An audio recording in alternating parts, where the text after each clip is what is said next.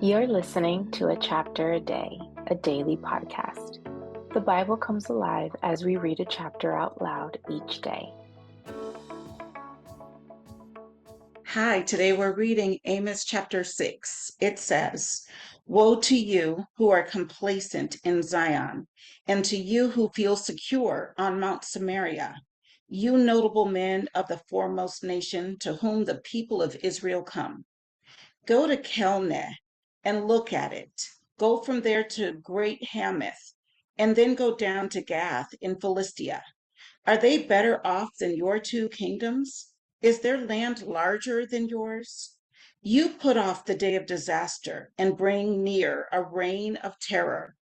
You lie on beds adorned with ivory and lounge on your couches.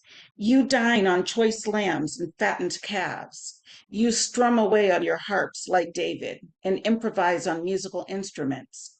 You drink wine by the bowlful and use the finest lotions, but you do not grieve over the ruin of Joseph. Therefore, you will be among the first to go into exile. Your feasting and lounging will end. The sovereign Lord has sworn by himself, the Lord God Almighty declares, I abhor the pride of Jacob and detest his fortresses.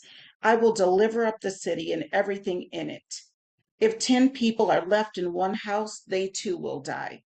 And if the relative who comes to carry the bodies out of the house to burn them asks anyone who might be hiding there, is anyone else with you? And he says no, then he will go on to say, hush, we must not mention the name of the Lord.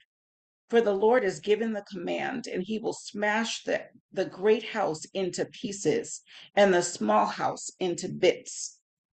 Do horses run on the rocky crags? Does one plow the sea with oxen? But you have turned justice into poison and the fruit of righteousness into bitterness. You who rejoice in the conquest of Lodabar and say, did we not take Carnaim by our own strength?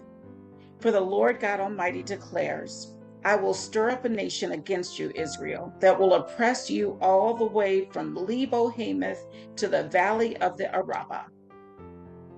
And that was Amos chapter 6.